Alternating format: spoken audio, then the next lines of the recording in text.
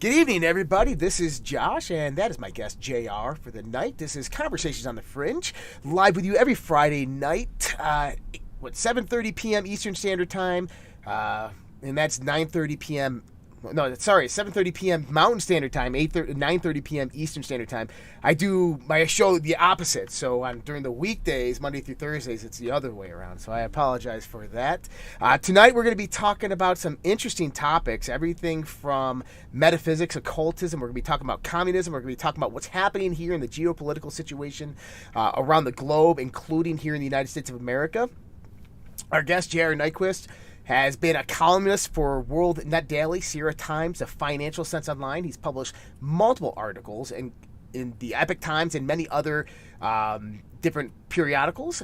He has a background in political science. His latest book is The Fool and His Enemy Towards a Metaphysics of Evil. JR, how you doing tonight? I'm doing fine. You can call me Jeff. Jeff, perfect. Well, thank you so much and welcome to Conversations on the Fringe. We were just kind of talking a little bit about your blog right before we went live, and I started reading your blog a few days ago. I've been deep into a few of these, and I was like, how does one man in a lifetime start covering all these various topics? I mean, we got titles, occultists, we have aliens and reds, you're talking about vaccine mandates, you got communist China, you're talking about ancient history, you're talking about the Bible, you're talking about the Book of Enoch. We got so many different topics of discussion here. Now, bring that all together. How does that deal with everything that's happening in the world today, right? Well, it's all very interesting. And so if you're interested, then you're going to want to go there and figure it out and see what you can learn, because a lot of the world is a mystery. It is. You know, it's like this little book I found in Laguna Beach decades ago. It's called Who Knows? It's a picture of a planet in the middle of this giant universe, and it says, who knows? We live in a tiny world in the middle of a gigantic galaxy. We don't know how we got here or where we're going. And then it goes on to talk about experts and how experts say they know where we're going. But today's experts are tomorrow's fools, yeah. Right? And so if anybody tells you that they think they know what's going on, they're probably full of baloney. Well, it's interesting, too, because if you look at the scientific academia around the turn of the 19th century, right before J.J. Thomson's discovery of the electron, they thought they knew everything about physics. The Newtonian physics had been mastered. They thought they had learned everything. And, Maxwell came around and had his field equations, and then in comes J.J. Thomson, starts talking about this particle, this probabilistic function that's actually happening. And then we have Niels Bohr, obviously, at the turn of the 20th century, come out and Planck and changes everything. Yeah. And it turns out that subatomic particles are an imagined reality that fits with certain math. But is it really real? Well, it's an interesting thing to define, right? What is real? How do we define real? What is real?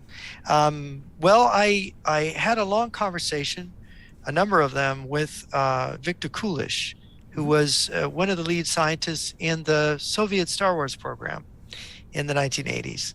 That was there. He's a laser scientist. They were trying to make a laser super weapon to shoot down missiles back then. Actually goes back to the 1970s.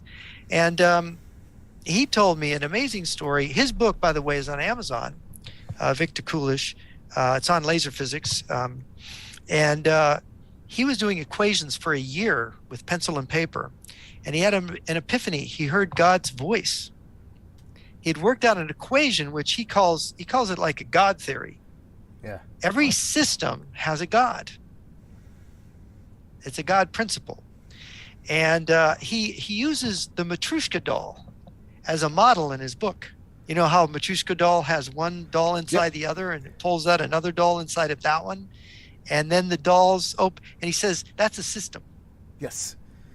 It's got layers of interlocking things in the system. And he said, well, every system has the biggest doll and the smallest doll. It doesn't go infinitely up or infinitely down. And he says there's ramifications to that about the limits of the system. And it ends up, the math says, this is what he told me, this is why he heard the voice of God, he believed, is that physical reality is not the primary or ultimate reality. He said what the equation showed was the ultimate reality is mind. And that we live in a hierarchy of mind, and the highest mind, God, that's a God system, and the other higher minds around it are basically manifesting reality from moment to moment, and we're living in it.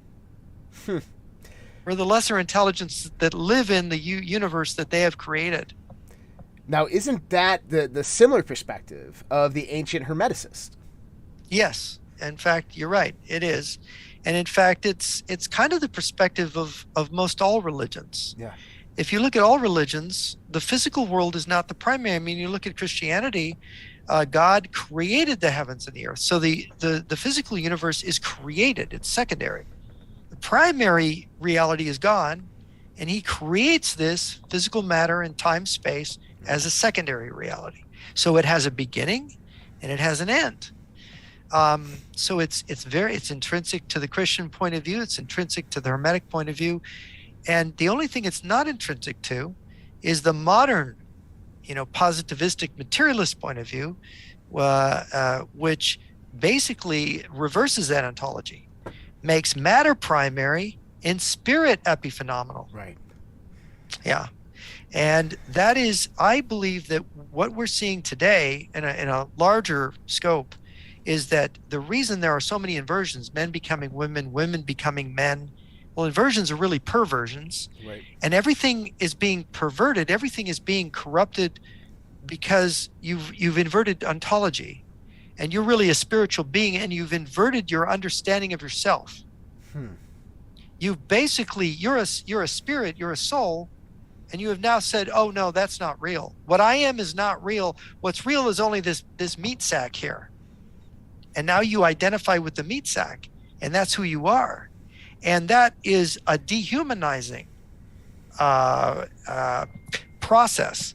You look at Nazism, you look at communism, you look at modern liberalism even. There is something dehumanizing in the gradual processes that these political ideologies set on. You've got massive gulags, you've got Hitler's gassing of the Jews and other oppressions. You've got all these wars. You've got all these things going on. And with liberalism, all the mass abortion, people aren't having babies. The human race is dying out. It's like a death culture, right? You have it's happening just in a different way in China or Russia.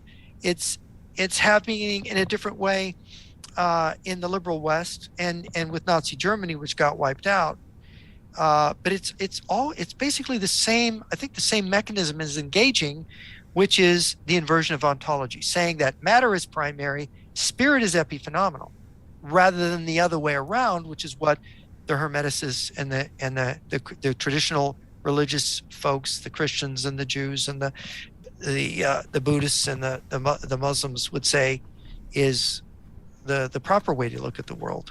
Now, in your blog, Occultists and Their Secrets, you come out and you say that you don't believe that occultists are ruling the world at the end. I think it was the last sentence there. Mm-hmm. But you're talking about this thing that's overcoming humanity, that's been overcoming humanity. And if we trace it back through social engineering, through the engineering of our food, like through UN policies like Codex Alimentarius, the implementation of genetically modified foods, the higher estrogen level foods that are put in and given to our children that cause these types of things.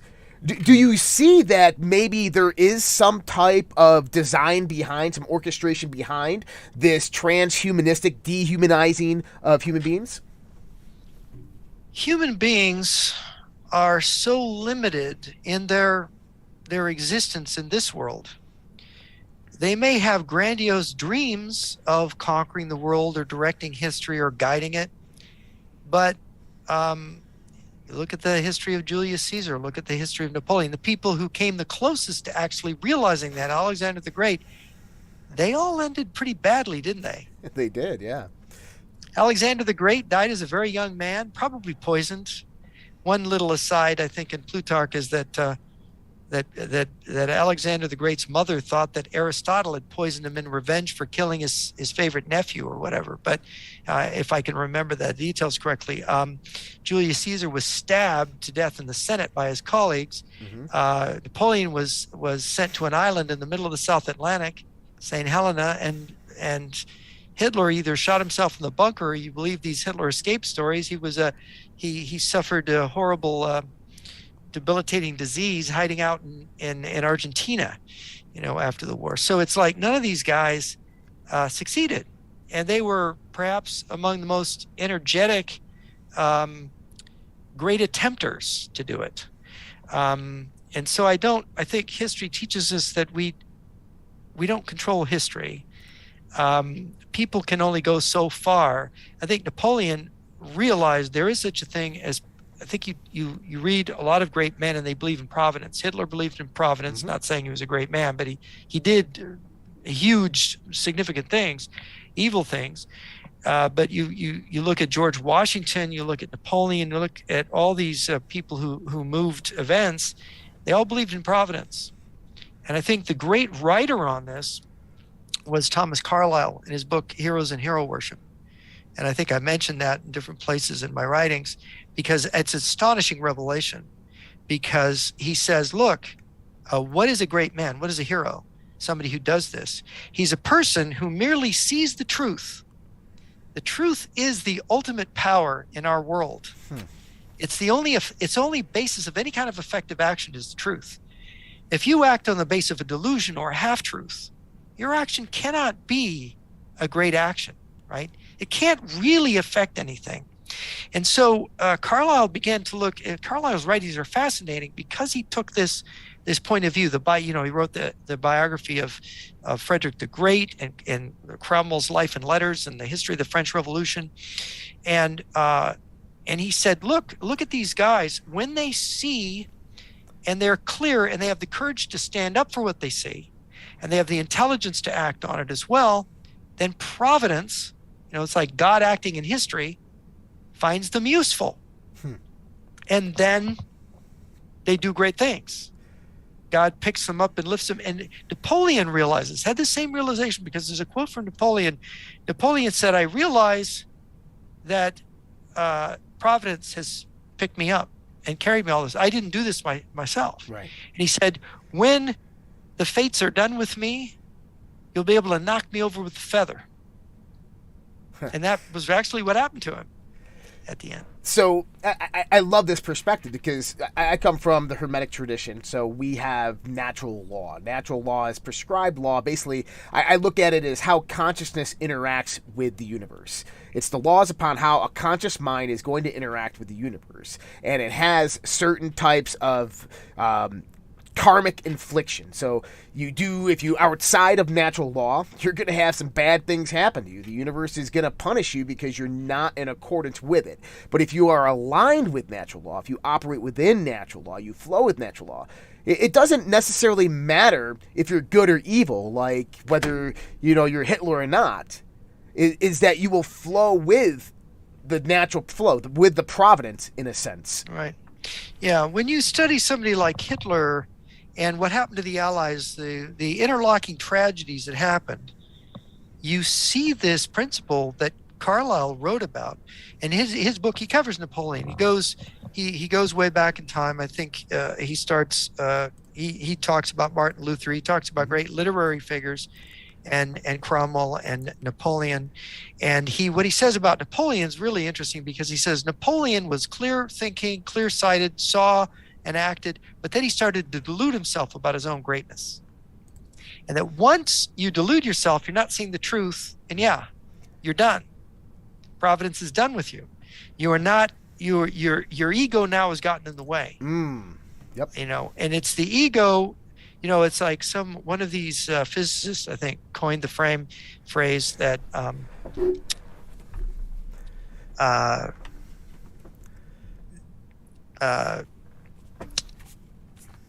the ego is the real problem, because fear is consciousness in service of the ego. Right? Yes, yeah. And then what you have is no clarity at all, because you got this famous statement. I think it was General Stonewall Jackson, and war really is a terrible thing, but it's a great school for the soul.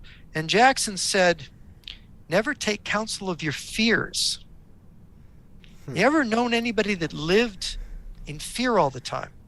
Everything's impossible. Nothing can be done. Everything that happens is going to be bad, and they're paralyzed with fear. And what are they so afraid of? We're all going to die. Nobody gets out of here alive. What are you so afraid of? Right? Yeah. And so it is this, and there you have what is so constricting about the materialist school. And that was what my big insight in graduate school with all these communists that I went to graduate school with. I remember my epiphany, which it took me actually years to figure out what it meant, but I was stunned by what I learned. And, you wouldn't think maybe the biggest lesson I learned in graduate school was going out for pizza and beer with my fellow graduate students after we had graded all these tests, right? It was Introduction to Political Analysis was the class. And there were like 6 of us. It was one of these giant classes. We were teaching assistants. And we had the pizza and beer, and the conversation was interesting. But once they got in their cups, all of them started to complain that basically one guy, I tell you, I was down on the boardwalk on Laguna Beach, and it was a beautiful moon and everything was perfect. And then I thought of all the starving and wretched people of the earth, and then it was just all horrible. And then his next thought was that nobody would remember him in 100 years. There's the ego. There's the ego, and there's the fear. And I didn't realize this is why he was a Marxist. See? Because he had inverted ontology. He didn't believe that the soul was primary. He believed that the body was primary, and that he was going to die and rot in the ground, and that was him. And that had no meaning. He was trying to recover meaning, and the reason why Hitler and Lenin and Stalin and Mao and all of these dictators, what they're trying to do is recoup meaning, because they believe in only matter. And what is the ultimate power that matter manifests? Political power.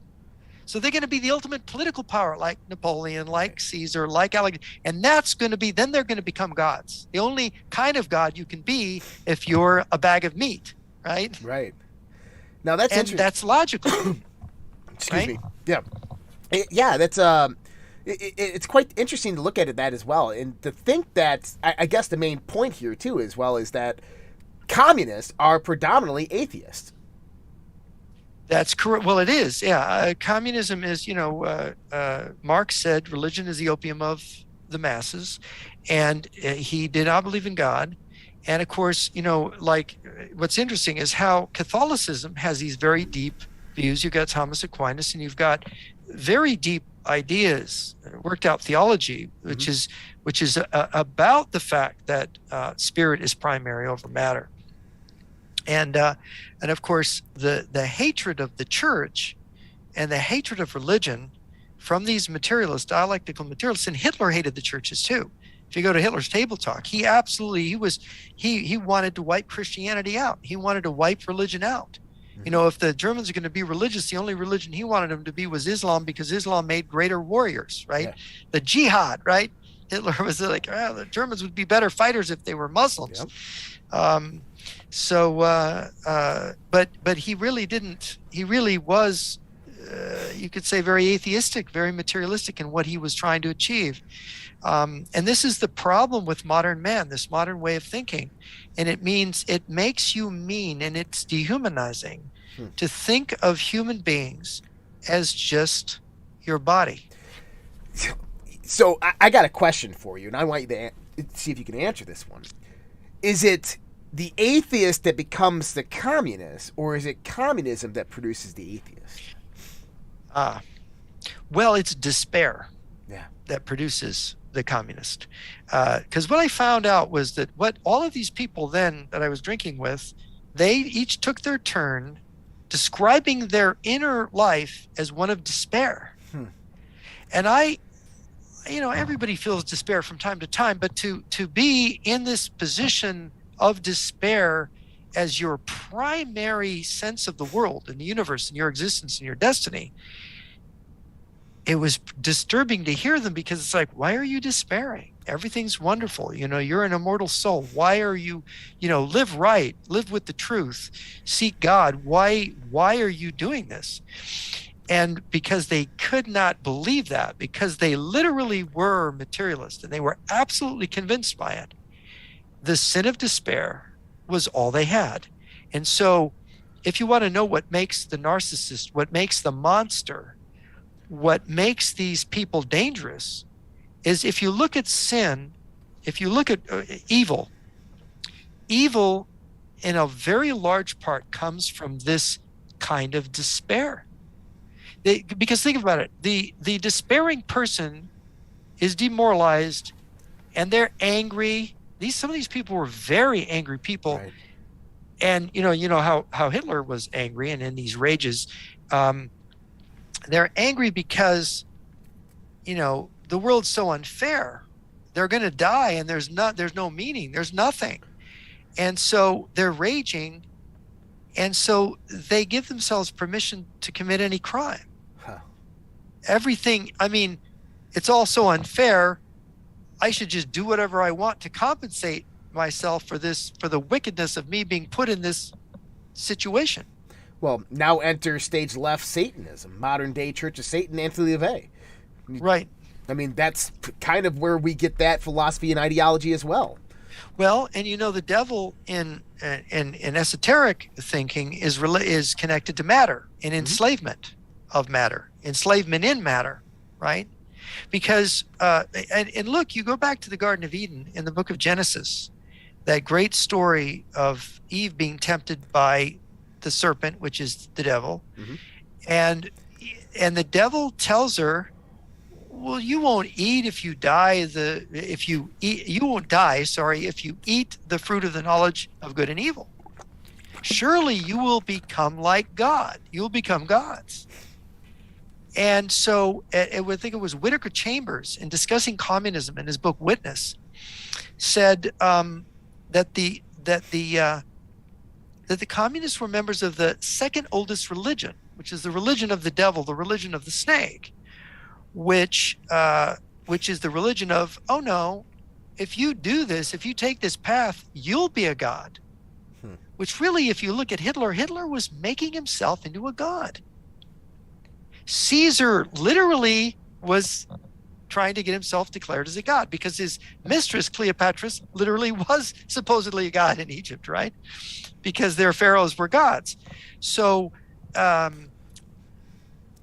and you look at all these little bureaucrats, you look at all this thing with COVID, and you realize that well, they're all little gods, because the bureaucrat now, since Nietzsche said God is dead, and of course Nietzsche also said you're the murderers of God. Yeah. You killed God.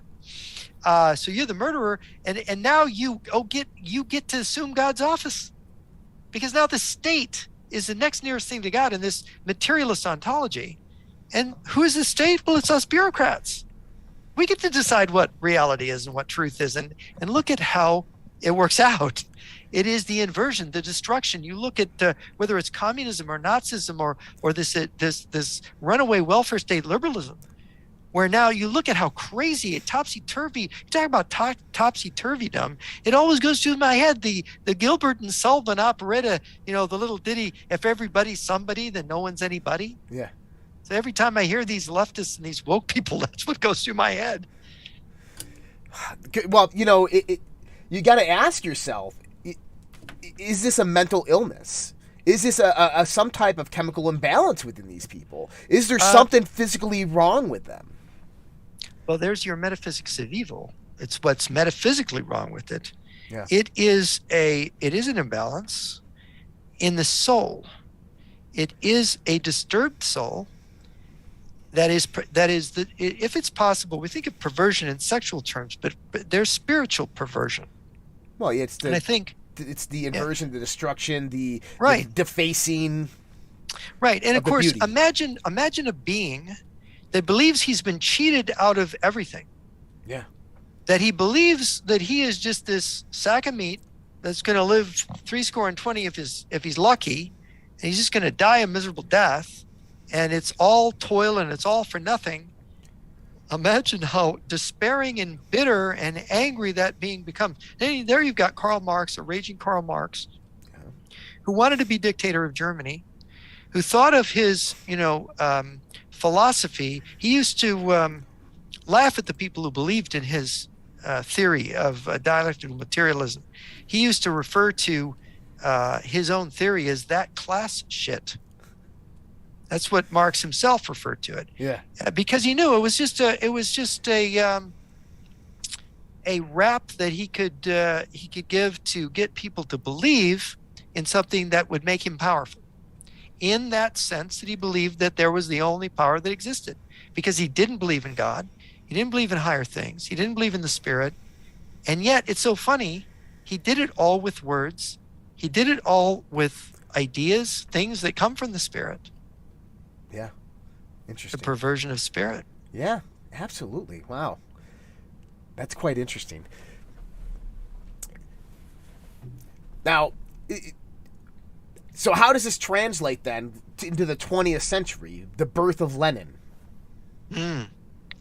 Well, you have the rise of modern materialist bourgeois civilization.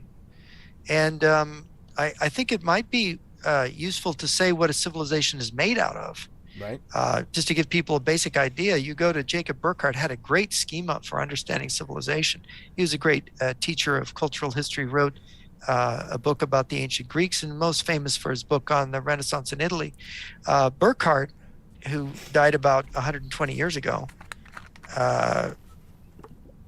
Burckhardt, and was a contemporary of Nietzsche and knew Nietzsche and taught at the same university that Nietzsche did. Burckhardt said civilization consists of the state, the church or religion, and the culture.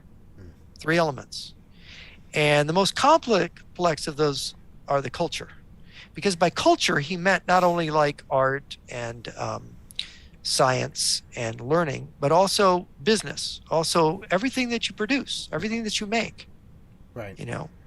And so so he said these 3 things, the state, the church, and the culture make up civilization. He said they need to be in balance. And it's fascinating. He said if the state is too powerful, you have statism, you have tyranny. Mm-hmm. You have a government that crushes the culture, tries to make the culture into its puppet, and turns the church into its puppet. Kind of the way the Russian Orthodox Church is a bunch of meddled KGB officers, that run it. So it's really a state. It's really a farce. It's not really spirit. People who are spying on their parishioners aren't really spiritual men. They're participants in the dirtiest game of all, which is espionage on their own, parishioners. You don't want the state to be too powerful. Now, if the religion's too powerful, you get theocracy, and then the religion basically tramples down the culture, and burns people at the stake for heresy, and destroys books and destroys learning, and also takes over the state and turns the state into a fanatical kind of. Well, you look at Iran, modern Iran. Mm-hmm. There's your theocratic state. It's also a kind of tyranny. Now, what happens though when the culture is too strong, and then the state and the church is weak? Well, you look at America. Look at the state. The state is not really defending us anymore. Nope. They're not even interested in rebuilding our nuclear arsenal. They're just letting it go. The Navy's rotting away. They're not keeping up on any of the weapon systems. They're not really interested. They're more interested in your carbon footprint and whether you are a racist or not, and whether or not they want 3-4 bathrooms for all the different sexes, maybe 67 bathrooms for the 67 different sexes that exist. So it's the state is now a function of a culture that's more and more demented. The culture is all powerful, and now the church is just the Jesus business, or they're just making money. The church is just another business, because the culture, especially in America, is about business, is colonized the state and the church. So it's all about business. And the example of this in the ancient world that Burkhardt gives is the Phoenicians. Okay. Phoenicians didn't care politically who ruled or who dominated, as long as they had their culture, as long as they had their businesses and their trade and their crafts and their, their culture. That's all they really cared about. The Carthage was a colony of the Phoenicians, and they could only raise one or two phalanxes. They hired Greek mercenaries, and they got Celtiberians and Gauls to fight for them against the Romans. Mm-hmm. Because they didn't war the state. No, we want to be involved in our culture. And so they ended up losing to the Romans, who had more of a strong state and had more of a balance, right, and struck a balance. So you want that balance. And see, the problem with the West is the West has become like Carthage. So when you've got the famous essayist from 100 years ago, he wrote an essay. He was British, a British Catholic. He wrote a very famous essay about how the West or the British Empire had become Carthage. And of course, today you've got the famous Russian Alexander Dugin, the advisor to Putin, who has written the same thing and said the West is, America, and the British, they are Carthage and we are Rome. Mm-hmm. And that analogy actually there's something to that analogy. And that's why we're being overpowered by them. I can see that. Yeah. Yeah, it's not only overpowered by them, I believe infiltrated at a very high degree. One thing about communism, as it took root in the 20th century, actually in the late 18th century or late 19th century in Eastern Europe and throughout Europe, and then in the throughout the rest of the world in the 20th century. And it found its root in kind of what you just said there, is espionage and infiltration, and utilizing academia, utilizing culture to really mm-hmm. convert. Well, they can actually, they've refined weaponry. If you go back to Ivan the Terrible, mm-hmm. Ivan the Terrible, who first sort of formed the secret police in Russia.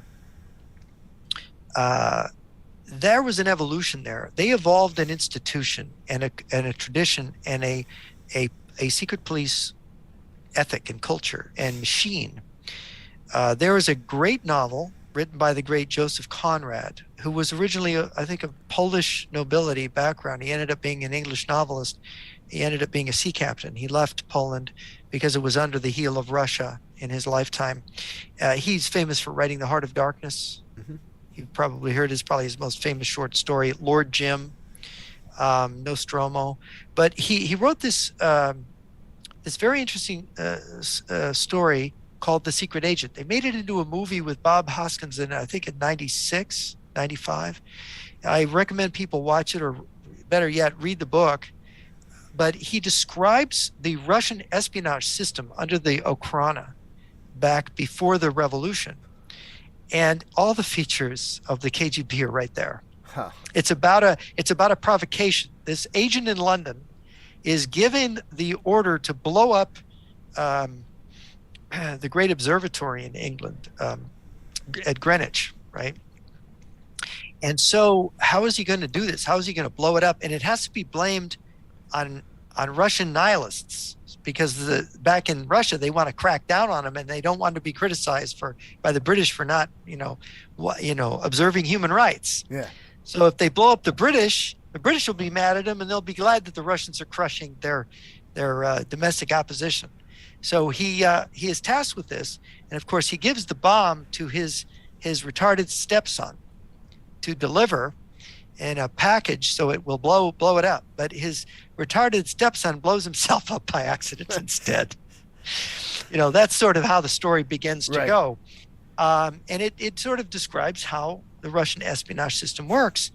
And of course, it is it is to understand that the communists, when they took over Russia, the Russian Empire in 1917, inherited the Okhrana wholesale, its methods, its tech, and then they integrated it with communism, which was already into subversion, into conspiracy, and it put in their hands the ultimate instrument, the secret police and the revolutionaries together going after other countries. Interesting. Yeah. Huh. So Yuri Bentonov, who was a former KGB... Bezmenov. That's right. Yeah. Yeah, he's the one that came in the 1990s. Is that correct? He exiled from Russia to Canada. I think he defected. Yeah, I think he defected in the 1970s. 70s. Died in the 90s. Right, and he did those interviews with G. Edward Griffith. Yep. Or Griffin, whatever his name is. Yeah. Yeah. Yeah, and he told us that how they're going to do it, how the KGB or how communism will infiltrate the United States of America, and they will start in the schools and the education centers, taking over your colleges, and they will take over your children one by one. And back then, and wow, look what happened today, huh? Yeah, well, that was his analysis of the process that he saw them using. Mm-hmm. And it's a unique view to him. He would also write, I believe he wrote under the name Thomas Schumann, and I've read some of his essays. But the more important defector, if you read the defector literature, there's two defectors that are greatly neglected that if you read them in the 80s, you were reading the future. And these two were Jan Šejna, the very high level, perhaps at the political level, the highest level defector from the communist bloc, from communist Czechoslovakia, and of course Anatoly Golitsyn, the KGB major who defected in December of 1961, who had been part of KGB counterintelligence when they were reorganizing the KGB in the late 50s, and they were creating their long-range strategy and reorganizing the KGB to carry it out. Golitsyn, Šejna wrote a book in 1982 called We Will Bury You. On page 100, he begins to discuss the communist long-range plan. The Soviet bloc long-range plan. Golitsyn's book came out in 84, and he discussed their long-range strategy. And if you put those two books together, they're basically saying very similar things about the strategy. They're saying what Golitsyn says. Golitsyn is really a strategic analyst, and he's being helped, by the way, in the writing of his book by James Angleton's CIA. At that time, later, they all got kind of kicked out of the CIA because the Russians got the advantage within our own intelligence agencies by playing off of our politicians with the taunt. Mm-hmm. And so, but they helped sort of solidify Golitsyn's ideas, what he had brought out of Russia. And there's two main directions in the long-term Soviet strategy. One is a false split between China and Russia, to get the West to believe that the communist bloc had split and that wasn't as big of a threat. That way the West would not be as on its guard. It would be more relaxed. Mm-hmm. And then the West would also rush in to help whatever part of the communist bloc split with Moscow. There was a famous lecture alleged by Golitsyn, and I'm not sure if there was another defector that alleged this. It was a lecture given by the head of the KGB at the time, General Alexander Shelepin, in 1959. Shelepin talked about the Tito-Stalin split. Yugoslavia, Tito was a communist dictator there. He and Stalin, Stalin tried to have him assassinated. They got in a dispute. Stalin's assassins didn't work. Tito brought a guy to Stalin. Instead of shooting Stalin, gave him a note. I could have killed you if I wanted to. Let's put an end to this. So they did. But that was a very famous split. And by the way, when Tito broke with Stalin, the West rushed in to help Tito. So here was a communist dictator that the West came and helped because he split with Moscow. Right. So Shelepin said, this is a great thing we've learned. So what we need to do is we need to have a split that we fabricate so that we split with a country and the West rushes in to help them and builds that country up. And we get all the benefit from it. And then Comrade General Shelepin, what country would be the ideal candidate for a split for doing this? And he said China. And that was the year before the Sino-Soviet split really started. Wow. And who jumped in to help them do that was with the Rockefeller Foundation and massive multinationals. Well, you see, the prospect of all that cheap Chinese labor was just too much to resist. And they had figured that out, of course. And of course, Nixon went to China. Actually, Kissinger went there first in 71, and then Nixon followed. And then the opening came, with Carter. And then with Reagan embraced them as our communist ally against the evil empire, the Soviet Union. And of course, China was an evil empire too. And Mao was a bigger mass murderer than Stalin was. So we made the same mistake that we did in World War II. Helping one evil dictator against another one didn't really help our situation that much, because we still end up facing an evil dictator, only he's now stronger than he was before we helped him. That's what happened with China. We went in, we built China up, thinking that they were our counterweight to the Soviet Union and they were our economic partner. And look at all this trade and nothing could go wrong. And now everything is going wrong. And now we see Kissinger was a schmuck. Yeah, well, either a schmuck or he was setting it up for something else. He had bigger plans. Well, let me talk about Kissinger for a minute. There was a general, Michael Golanowski, codenamed Sniper. He was a British spy inside Polish military intelligence in the 1950s. He was a general. He was a colonel general, I believe. And a colonel general is like a 4-star general in our army. So he had a office mate. That's very high up, by the way. That's as high up as generals get in military intelligence. And he had an office mate who died of a heart attack. And he got the keys to the safe. And in the safe, this British agent, a Polish intelligence, Poland was a communist country then, he was to safeguard this and hand the contents of the safe over to the GRU that was coming. GRU is Soviet military intelligence. Yep. GRU. Yep. And they were going to come and get it. Well, what was in the safe was a list of GRU agents recruited by the Red Orchestra, their giant spy network, in Europe in 1945, and he memorized that list. I wonder who was on it. Sergeant Henry A. Kissinger of the U.S. Army was on that list. OSS, Office of Strategic Services. No, he was U.S. military intelligence. Well, I think it was pre-OSS, so I forgot where I read it, but he was one of the agents, U.S. Army intelligence agents, who went in there and actually helped round up the majority of the people for Project Paperclip. Well, he had a number of assignments, but Kissinger was an army, because he spoke German, of course. Kissinger was born in Germany. He was a German Jew. And of course, they had to leave because the Nazis were persecuting the Jews. So they emigrated to America. I think he was one of those 200,000 German Jews that emigrated and got out of Germany before the Holocaust. And of course, he came back, and of course, anybody that had German language then was going and was intelligent, like Kissinger was set to be in U.S. Army intelligence. The OSS was a separate branch. It was civilian intelligence. Right. It wasn't the military intelligence. So they would interrogate prisoners and do things. But that was where Kissinger kind of got his start, and then he got his education. There was a book. Let's see now, who's the author of the book? It's a book written by a detective called Henry Kissinger, Soviet Agent, which is really kind of brilliant because he shows how Kissinger has a criminal psychology. He is a malignant narcissist. If you actually read the book, the guy really does a good analysis in Henry Kissinger, Soviet Agent. I've studied Kissinger and tried to figure it out, but if you look at everything Kissinger did, Kissinger was toxic. There was the deputy commander of General Abrams in Material Assistance Command Vietnam. MACV was our command in Vietnam under the Pacific Command. And General Palmer was Abrams' assistant. And he wrote a book called, I think it's the 25-Year War, I think was his book. And a good part of his book is about Kissinger. How Kissinger messed up the Vietnam War. How Kissinger messed with Abrams' brain and played all these mind games and did all these bad things.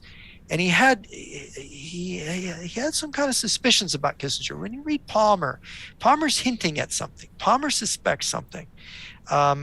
but he doesn't come out with it outright. But he shows these incriminating things about Kissinger. Kissinger calling up the generals and threatening them and frightening them. And, Kissinger was an incredible bully. Then you read H.R. Haldeman's Ends of Power, who was Nixon's chief of staff, and he says very humorously that, here's the chief of staff of President Nixon, and here comes the national security advisor, Henry Kissinger, and he said Kissinger would come into my office most days, and he would walk around the room, and he would be trying to read what was on my desk. He would come in there to spy on the president's chief of staff. And so Haldeman played these tricks on Kissinger. He would put really juicy papers, and then he would put his coffee on top of it. And like he did it accidentally, he would just torture him. He'd just play with him.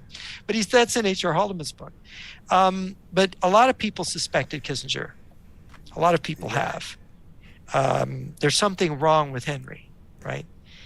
So then you got to question yourself is his affiliations, the people that he's connected to, the groups that he's connected to, the NGOs that he was associated with, that he was founding members of, the Trilateral Commission, these types of things. Well, see, there you get into now we're going to connect back up to your esoteric history. Yeah. I'll tell you a little story. You know who, since you're into Hermeticism, you know who Julius Evola was? Yeah, I've heard. Yeah. The Italian esotericist, self-styled Baron Evola. Julius Evola was an intellectual who wrote Hermetic books, in fact, and was an extremely learned man. Really has been called a philosopher. Wrote some very interesting books, like one of his books is Revolt Against the Modern World, among others. Evola, during World War II, got hired by the SS to do a very interesting project that obsessed Himmler. A lot of people don't know this, but the SS, although it started out as Hitler's bodyguard, Himmler, whose father was the main teacher to the King of Bavaria back when, was into learning.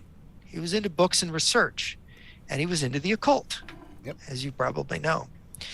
And so Himmler wanted to track all of the Hermetic, esoteric, and Masonic lodges in Europe. He wanted to get the dope on them. He wanted to know who they are, what they were doing, what businesses and fronts they controlled. And some folks in Italy had worked a lot of this out. And Evola was associated with them, and the SS hired him.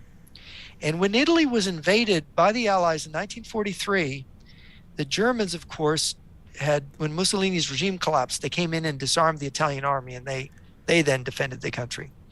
The German army infiltrated and then took over and reestablished a new form of government under Mussolini in the north. But Evola was then tasked. They moved, when the Americans reached Rome, Evola fled Rome and went to Vienna, where they moved this huge archive on all the occultists in Europe. Imagine that. Yeah. They had assembled the who's who of the occult in Europe. They had gotten it. And the SS, and it's like, why did they want that? People don't realize when the Nazis went into France, the top people, it wasn't just, they were the top people they were after were esotericists or Masons, right? Because they saw them as competition. They saw them as potential, because people like Himmler believed in astrology, Hess believed in astrology. I think Hess, Deputy Führer Hess, was involved in ritual magic. If you read his letters with his wife, they use metaphors from magic, from ritual magic. And so now the end of the story is he goes to Vienna. They're working on this. Of course, who loses the war? The Germans. Who comes to Vienna? The Soviet army. Who gets the archive? The Soviet army. Stalin gets it. Yeah. They got the whole archive. They got the whole enchilada. Interesting. Now, it's interesting because there's a lot of theories of theories of why they would be looking for that type of information, the Nazis, so forth. There's the whole theory of the Vril and the talk of the Vril Society. We got the Thule Society. We got the Theosophists and Ostara influences on Hitler and the Third Reich. What are your thoughts? What do you think that they really wanted these Hermeticists for? That they wanted this, really the hidden knowledge, the occulted knowledge for? Right. They were looking for hidden knowledge. A lot of people don't realize that the SS, aside from being a bodyguard, was a series of research groups and Hitler loved to hire professors and experts. Like Otto Rahn. Otto Rahn was the Indiana Jones of the SS, yep. Right? He was looking for the Holy Grail. He wrote a book about it, right? About his search for the Holy Grail. You had their expedition to Tibet. They were looking for Atlantis. They were trying to find the secrets. They were trying to trace those secrets back. And we don't know what all they learned, but a lot of what they learned got captured by the Soviets. Right.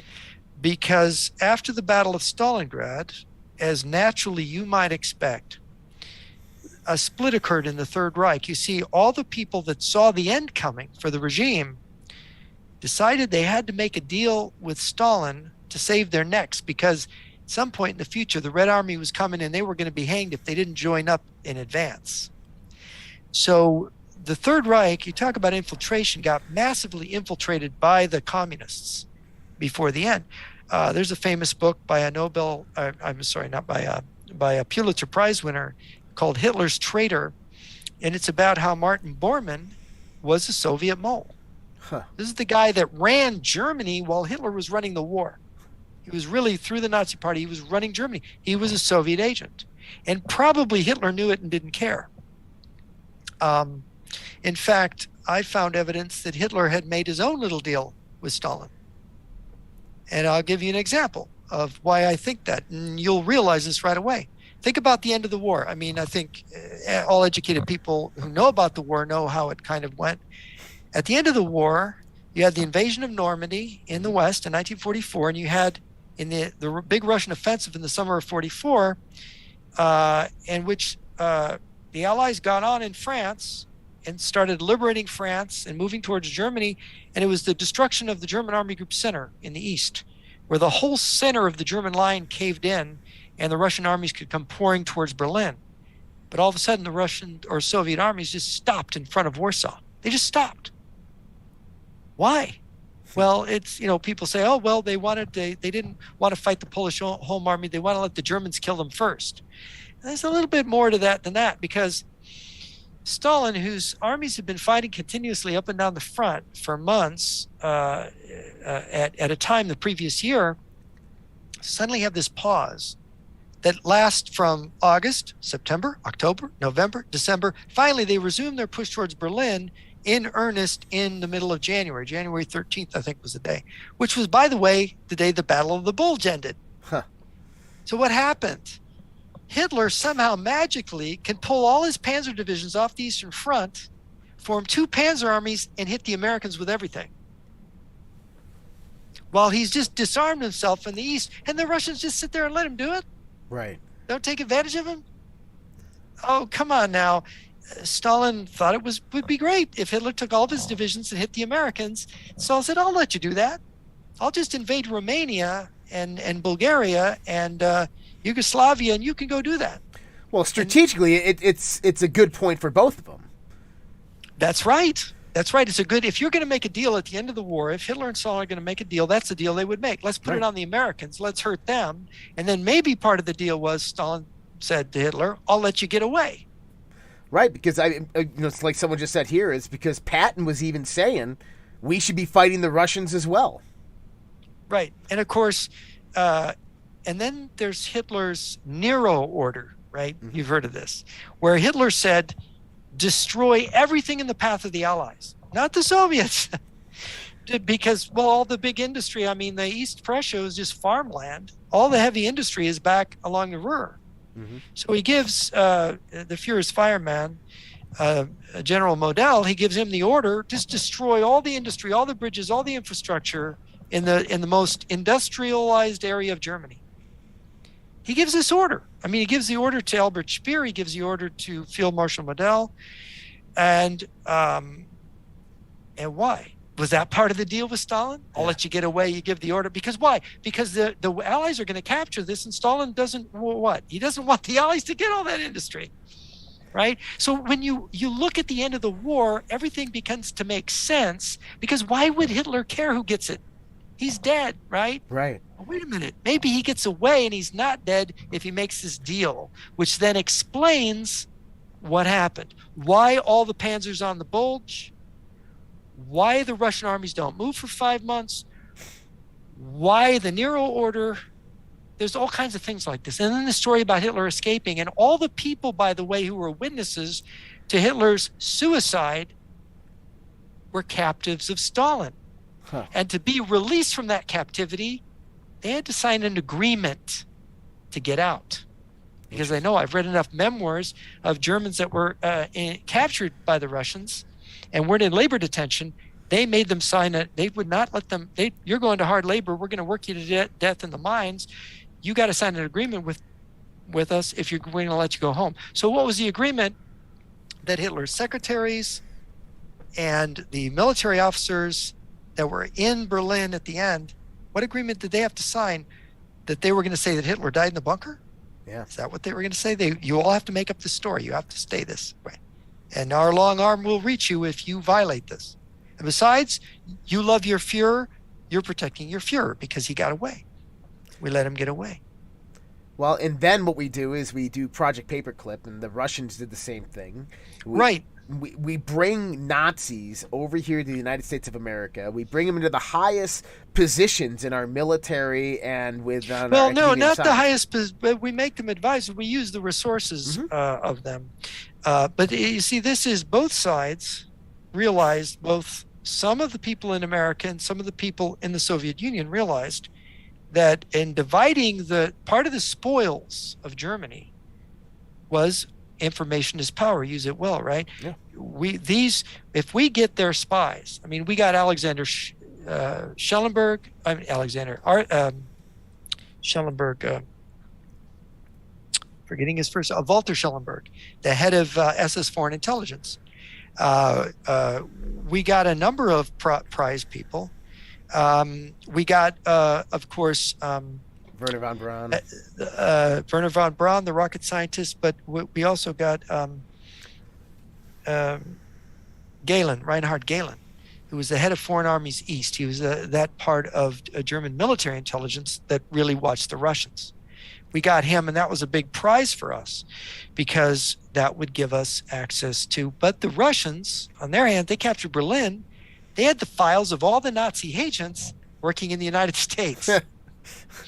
So guess what? The whole Nazi network in the United States fell into Soviet hands. So if you want to know who the Nazis in America are working for, because once the communists go, look at this assistant of this senator as a Nazi agent. Right. Now he's a communist agent, right? Because they can expose him. You're working for us now. Yeah. And by the way, one of the biggest Nazis, and I mentioned this in one of my essays, you probably saw it, was the guy that wrote the very famous book Imperium, Francis Parker Yockey, who probably was a Nazi spy during the war. He was American lawyer. He committed suicide in San Francisco, 1961, around then. He got caught with like 50 fake IDs at the San Francisco airport. Francis Parker Yockey had been working with the KGB. He was the biggest Nazi in America, and he'd been working with the KGB. And the KGB had convinced him that they were the Aryan motherland, that they were the future of the Aryan race. That it was the new Eurasianism, right? That we're hearing now from Dugin, right? And then the people who published those Arctos books, you've got, and they're trying to hijack Evola and all of these. Dugin's into esotericism. He was recruited by the KGB because they said, oh, well, your dad is, I think his dad was a GRU general. They said, your dad's worried about you, but I think you want to work with us. Oh, no, I don't want to work with the KGB. We'll show you our files on all the occult organizations. We'll show you all the secrets of the occult. That was it. They owned him. That's couldn't crazy. resist. So this is kind of interesting because what's happening today, what's unfolding today, is something that has been boiling in the pot for a very long time. Well, everything evolves slowly. If you think about it, we don't just go from ancient Greece and Rome to here in one jump. There's these gradual changes, sometimes not so gradual, but all changes that are understandable. And everything, if you think about it, information is structured, highly structured. Our minds, our thoughts are structured, our actions are structured. Structure is everything, and information is the basis of understanding everything. Philosophy, ideology, what the words that we hypnotize ourselves with all the time, that we're manufacturing reality out of, with the things we say to ourselves over and over again, even if it's nonsense. And we build up systems, we build up nations and empires and civilizations. And this civilization, the Christian civilization that Henry Adams said came from the 10th century and just grew into this magnificent thing.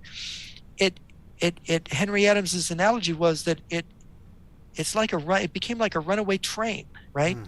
It's going faster and faster down the tracks because of materialism, because of the inversion of ontology. It didn't have an endpoint anymore. It didn't have any orientation. It was all about efficiency for the sake of efficiency and power for the sake of power. And that train was just going faster and faster down the tracks. And Henry Adams said it is either going to smash up at the end of the line or jump the tracks and crash. And that's a future of civilization as Henry Adams could understand it. And I think he was right. And you see, it's because of what we've built up. It's because of the ideas we built up and the notions. Nietzsche had a different way of saying it. Nietzsche said Nietzsche believed that God was an invention of man because Nietzsche had been drawn into this inversion of ontology as well. And so Nietzsche then made up the story of the madman. The madman is based on Diogenes the cynic. Went around with a lantern in broad daylight. What are you doing, Diogenes? I'm looking for a wise man.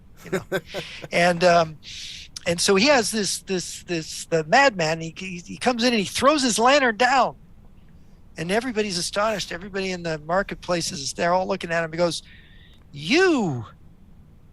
God is dead and you have killed him. And they're all like, and then he goes, oh, I realize you don't understand what I'm saying. This is like the light of a star that's died, but it's light years away, so it hasn't reached you yet. You haven't understood what you've done yet. And this is the parable of the madman. And so Nietzsche said in his notes that it would be a 200-year process where this destruction of belief by modern science and the ontology of materialism would just destroy everything, because it would undo imagine civilization as a structure and its foundations of Christian thought, Christian ideas, the ideas of the great theologians. And you disintegrate those bottom floors of this enormous structure and the whole thing just comes down. And you look at it, we're 100 since Nietzsche wrote that, it's 130 something years later, and it's happening. Right. But is it happening because of the perpetual psyche of mankind making it happen, or is it happening through some hidden hand which is designing it, society, cults, through social engineering to happen? Well, the great thing about paranoia is there we go again with what did I say about fear is consciousness. I'm sorry. How does it go again? Fear is the ego consciousness of itself? No.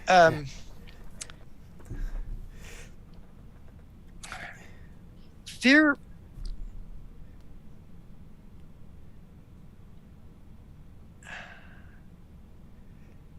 Ego is consciousness in the surface of fear. There you go.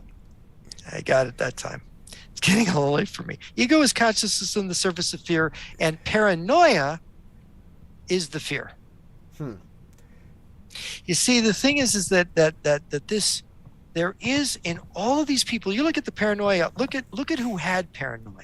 Mm-hmm. Stalin, the paranoid dictator who has to murder all of his colleagues because he's paranoid. Right. And then look at you study Hitler, and you find this enormous paranoia in Hitler, and this enormous cynicism. But in both Hitler and Stalin, they understood each other. This paranoia. Like the song says, "Paranoia, the destroyer." It's true.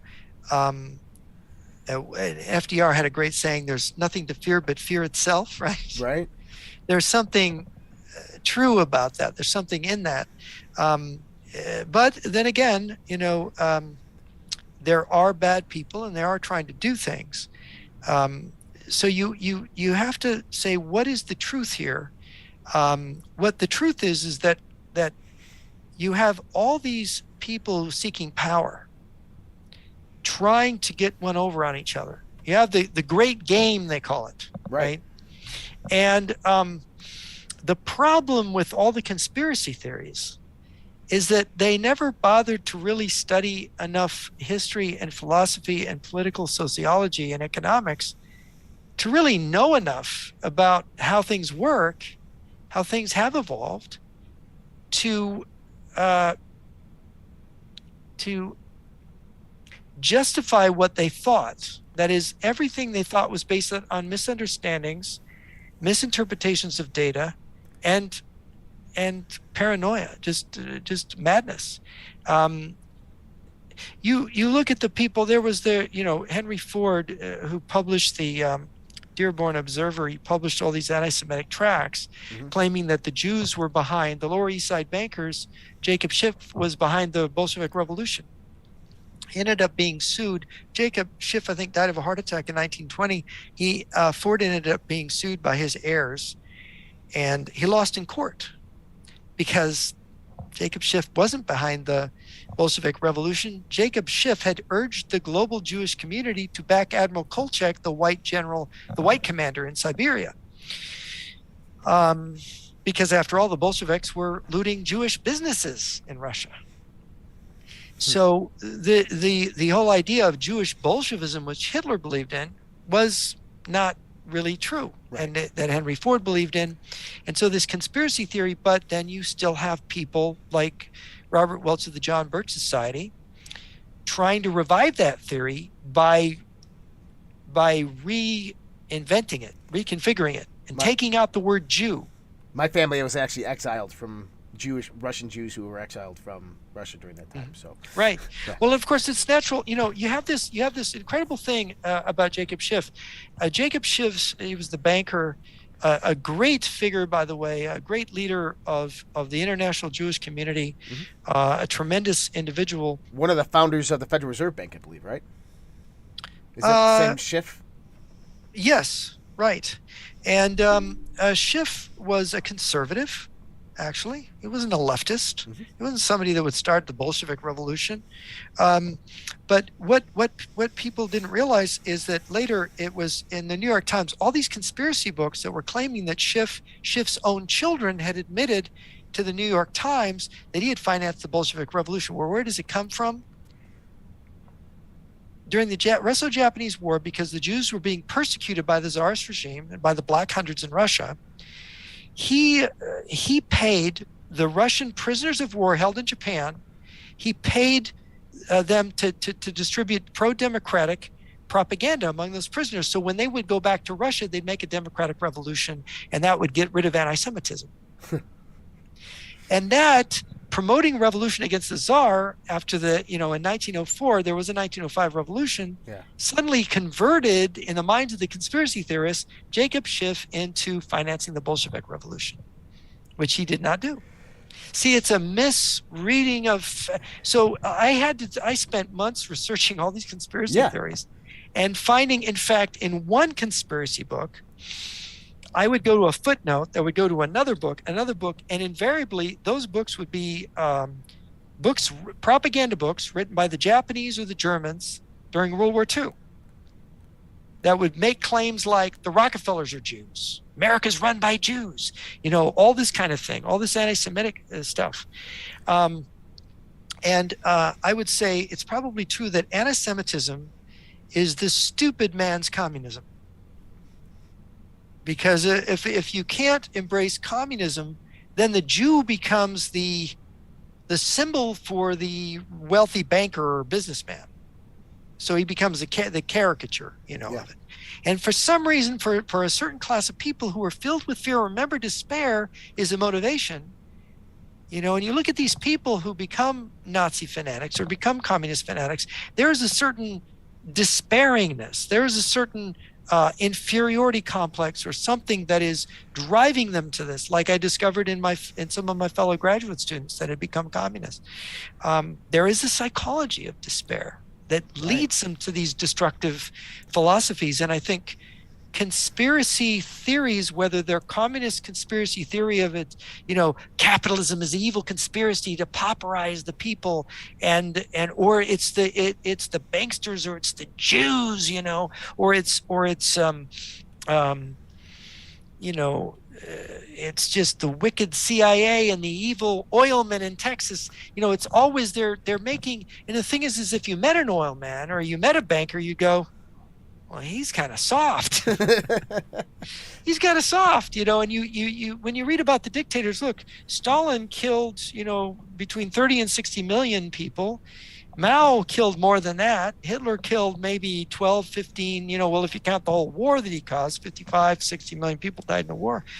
He didn't kill all of them, but I mean, if you look at these mass murderers, this isn't our capitalists. We got good and bad capitalists. We got people, that do great things, invent the light bulb, invent, indoor plumbing. I mean, it's all this evil so we can have these nice things in our house and we can live comfortably, right?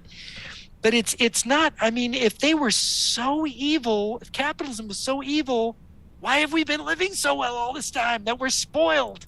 But it's the communists that are the evil ones, right? Right, of course, because they're the despairing ones, and they are angry and they're lashing out and they have these impulses to destroy. There is a literal. I mean, you read about Hitler in the Third Reich and you go, why did he do all those wicked things? They didn't even. I mean, a lot of them, they don't even make sense. He said it's like we're going to turn Moscow into a lake. We're going to eliminate all. We don't want Stalingrad surrender. We just want to starve and murder all the people in it. We don't want to have to feed them anymore. It's like, that's crazy. It's just like a maniac, right? Well, and then people. I mean, if you're a sociopath, if you lack empathy, right? Well, yeah. And what's really weird about Hitler is Hitler didn't lack empathy for people he knew. Right. But you see, he didn't want to meet any of these people he was killing. Well, and I think that goes for a lot of leaders and CEOs of large corporations. Is they have empathy to their close circle, but outside of that, they had this complete lack of empathy. And there is this direct level of keeping separate from that level. Right. To not even integrate into it, to keep that lack of empathy, so they don't have to realize, the karmic infliction or whatever it might be. Well, we have the Ted Bundy problem. Ted Bundy was, of course, a psychopath who murdered women, but not all psychopaths take this peculiar path. And I think, yes, you see. I mean, I've seen it in the corporate world, in the business world. Yeah. These newly minted MBAs, and people come out of business school and they only care about the bottom line, and they have taken this inverted ontology into capitalist liberalism, and they don't care about their employees. You've been a faithful employee of this hospital. You've been working for it for 25 years. Pack your things, you're gone. Yep. No humanity, we've seen this. And these people aren't really entrepreneurs. They didn't make the hospital. They weren't the Sisters of St. Joseph. They didn't make it. They're hired help who have an MBA, who, now you're the CEO, look at you, go. And then people believe their malarkey, the nonsense that comes out of their mouth. And if you took the janitor or the security guard or the cook, they could run the hospital better than these guys, because they would run it into the ground. They would run in, and you see it all over the country. You know how you tell bad management? They make a decision on Monday, and on Thursday they've reversed it. Right. They do that over and over again, and we see it in the corporate world. And what is that? It's that people who are narcissistic and psychopathic, their consciousness is muddied. They don't have clarity of thought. They don't have truth. Remember what I said about heroic action, which can exist on any level. You could be a hero taking care of your mother, or a hero, being a school teacher or whatever. But heroes, you have to see the truth and you have to act on it. And they can't, because they're all about lies and deceiving and taking advantage of people. And there's just nothing positive comes out of these people. And we've been breeding them here. In all the countries of the world, they're just getting worse. The West and the East, both together getting worse. Well, you're right, because they're being bred in some way, shape, or form. So it sounds like what we really need to have here on this planet is we need to have a conscious awakening. We need to have a renaissance of spirituality, of knowing thyself, of introspection. Well, we have our traditional religions. We have Catholicism and Protestantism, and it's like, why aren't they part to blame? Aren't they part to blame? There has been a tremendous failure. They're not succeeding. They are not succeeding. Why are they not succeeding? Why are they losing? This is a question that philosophers and theologians and observers and political scientists like myself is like, my gosh, can't we rally? Can't we do something to save our traditions and to save our beliefs? But the more, Nietzsche made the statement, there is no being like a crab to go backwards. We have to go further and further into decadence through the destruction and out the other side. Yeah. And I don't like that. I would like to go back. I would like to recover my country's traditions and our history. I'd like to, be wonderful to go back to, the 1880s or something, but we can't go back. Right. There's no way back. That's not how everything is built on everything else. And so we are moving towards a crisis as Burckhardt and Nietzsche and Joseph Schumpeter and a lot of these other thinkers, economists, sociologists, Vilfredo Pareto, they all saw it. They had different ways of describing it, but they're all describing the same process. Vilfredo Pareto described it in terms of lions and foxes in the elite. Mm-hmm. Pareto said that as society became wealthy, it became decadent, and the whole elite filled up with foxes. He said there's two political personalities, the lion and the fox. And the lion is the honest, brave one, and the fox is the sneaky, devious one.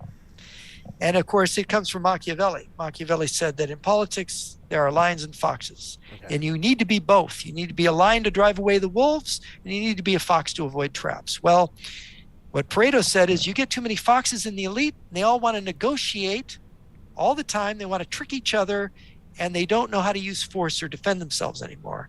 And this is the culture. This dovetails with what Burckhardt says about culture triumph, the triumph of culture. We're going to just talk our way through everything. We're going to negotiate. We're going to give sanctions to Russia if they invade Ukraine. Are you going to sanction Russia if they land in Washington, D.C.? Yeah, right. You're going to sanction them then? I mean, that'll stop them good. Here, look, we believe that we won the Cold War with consumer goods. Let's drop refrigerators on them. Right, there you go. And dishwashers. We'll beat them with consumer goods. You got Nixon's kitchen debate with Khrushchev. Look, we'll win by living better than you. We'll show that our housewives have better stuff. That's how we'll win. No, nobody won by being richer than somebody else. Right. Nietzsche said, not Nietzsche, Cicero said that gold is the sinews of war, but Cicero wasn't a general. Machiavelli said, no, Cicero was wrong. Gold is not the sinews of war. Good soldiers are, and gold cannot necessarily find good soldiers, but good soldiers will always find gold. So that's where we ended up. And if you look at history, the rich Persian Empire was beaten by the poor Greeks, and the Greeks got rich and beat the Persians, and then the Greeks were rich and the Romans beat them, and the Romans beat the Carthaginians who were weak, and the barbarians beat the Romans. So poor guy wins. So let me ask you this. we have a very dire situation in this country and in this world, with everything coming about, the end of the pandemic, however we want to look at the vaccine mandates rolling out, the vaccine mandates turning more into totalitarian mandates, right? Global ID, these types of things. If you want to go grocery shopping, you have to show an ID, get a little test to make sure that you're clean and not unclean, these types of things. What do you suppose needs to happen within the hearts and minds of people, as the philosopher and political scientist you are, as well as in action, in physical reality, that people need to do? Look, we have this misunderstanding that that there's such a thing as people power. Well, there is, kind of.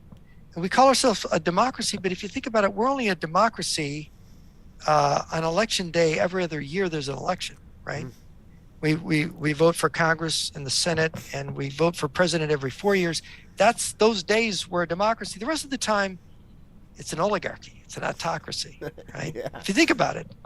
And of course, what we've got now is the problem we've got is Pareto is right. We've got the people that have become our leaders are not really leaders. They're people that have followed what John Nesbitt said 40 years ago was the new Taoist model of leadership, where you find the parade and get in front of it. That's a leader, right? A leader is the first to follow. That's a leader. Do this, right? Right. Which way is the wind going? I'm going to follow that way now. And see, there's a real problem with that, because that's not leadership. That's not heroism. That's not truth. That's a very, very weak substitute for it. It's very clever, but it hasn't worked. It's not going to work for us. It's going to lead to disaster. So what inevitably is going to happen is that people are going to suffer, and suffering changes your consciousness.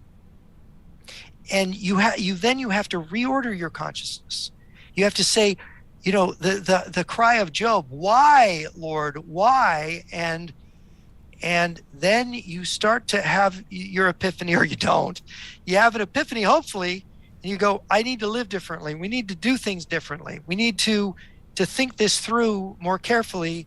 And this person has some wisdom here, and then maybe we want to have a leader who's honest, who's willing to take a bullet. I mean, when I was in the Marines, my platoon sergeant said, you know what a leader is? We don't need commanders, we need leaders. A leader is the guy that takes the first bullet.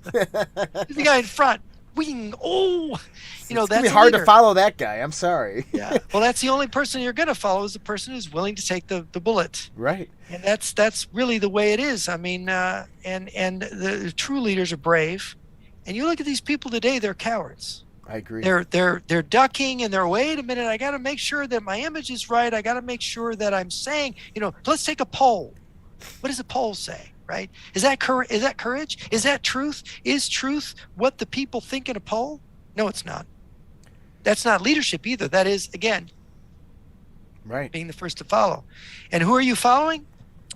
All those people who are looking up to you to lead them. They don't know which way to go. You're trying to do, it's like a new form of divination, taking polls, right? We laugh at the ancients, the Romans, they would cut open animals and look at their entrails to determine the future, right? We take polls. I would rather open up the animal and look at his guts. I think that's more accurate. I mean, if you read the ancient historians, it was more accurate.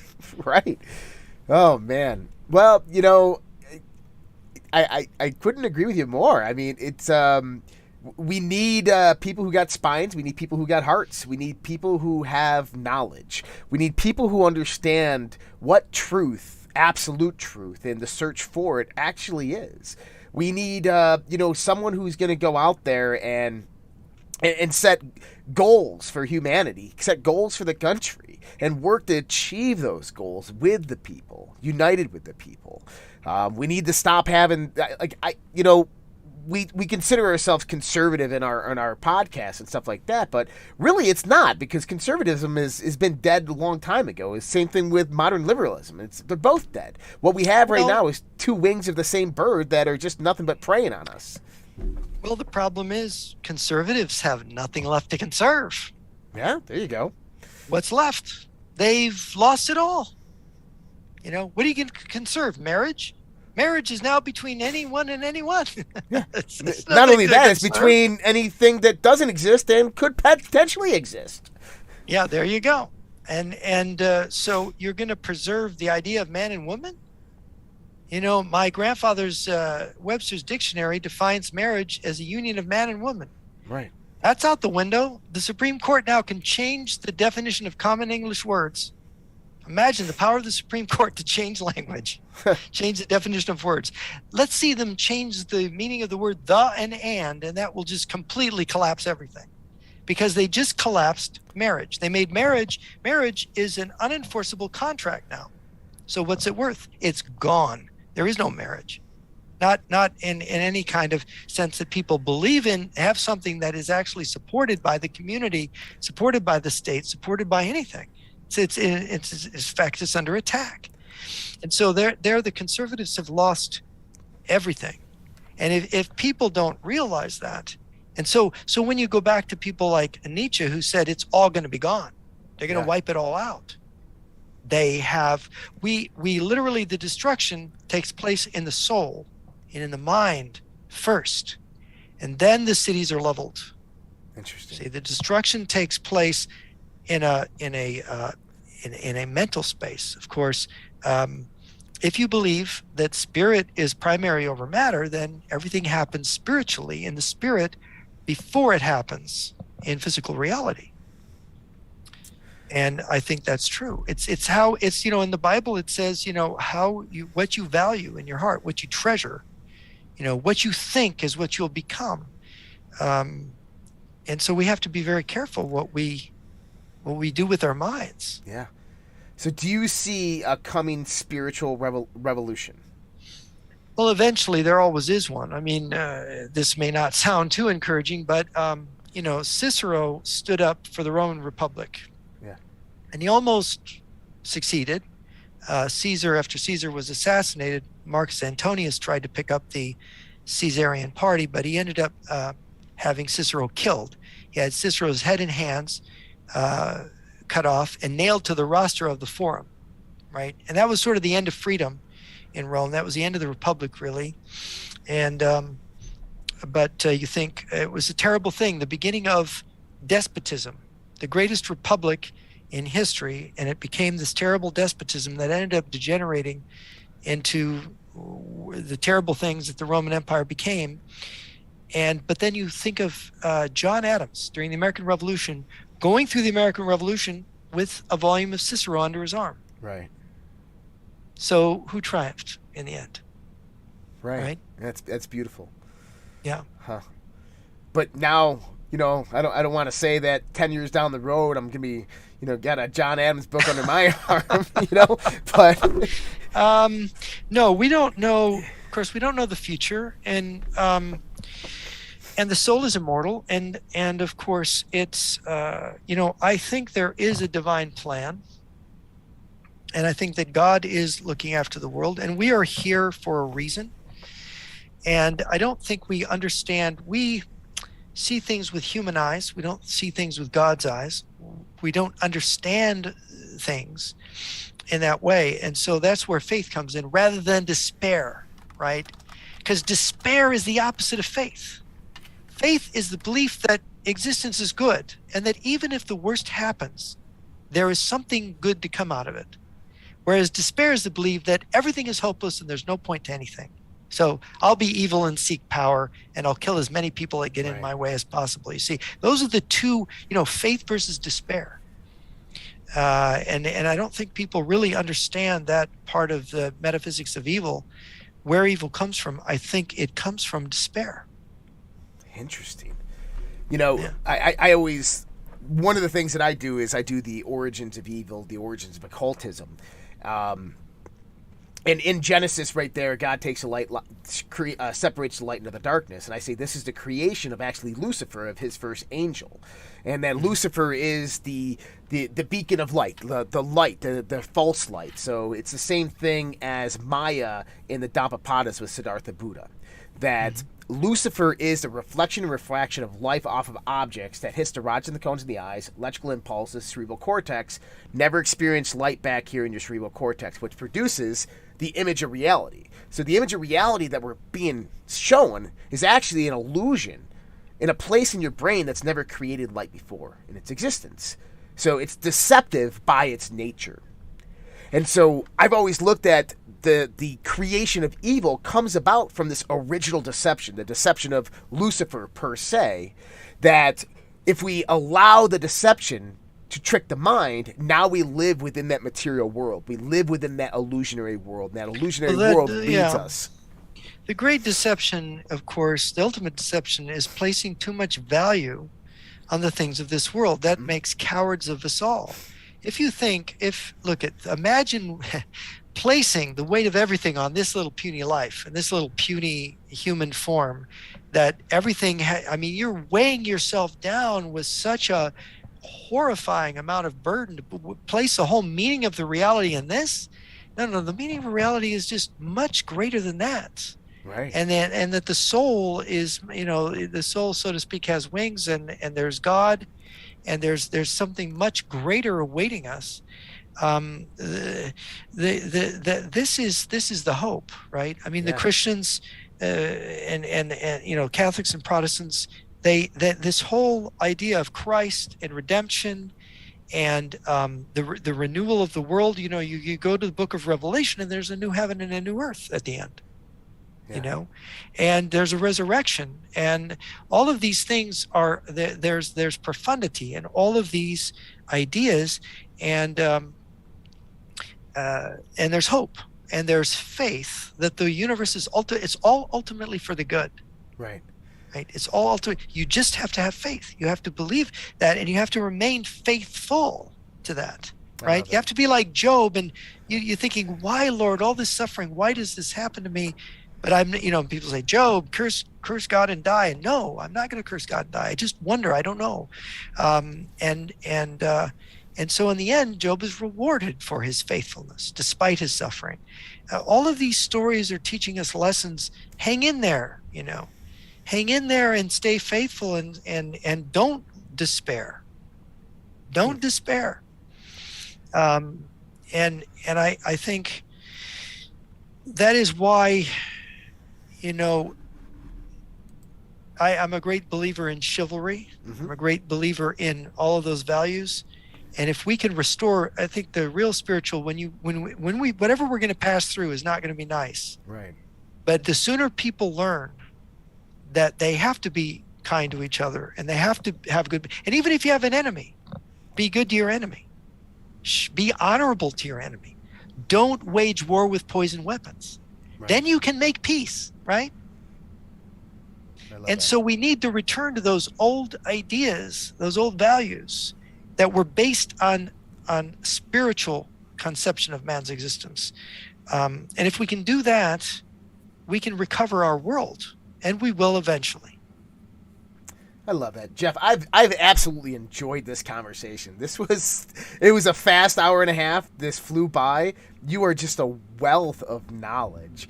Probably one of my favorite guests. And we're gonna have to do a part 2, a part 3, because there's so many things I want to just discuss with you other than just these topics right here. So I absolutely can't wait to have you back on. Thank you so much for joining us tonight. What do you have coming up, and where can we find you? JRNyquist.blog, and my old site is jrnyquist.com, but go to jrnyquist.blog, and of course go to Amazon, and you can find my books there. My most recent book is The Fool and His Enemy, or The Fool and His Enemy. Yeah, that's right. And we got you a profile there on redpillpodcast.com. I just sent that out. All your books are linked up in there, as well as your blog spot. I'm putting that out in all the chats. All right, so people can find you there. And awesome, man. I can't wait to have you back on. Thank you so much for being our guest tonight. Well, thank you, Joshua. This has been fun. Absolutely. Guys, we'll be back in about 30 minutes with Fringe After Dark for everybody on the social Red Pill. Other than that, you guys have a great night, and we'll see you all next time. Good night.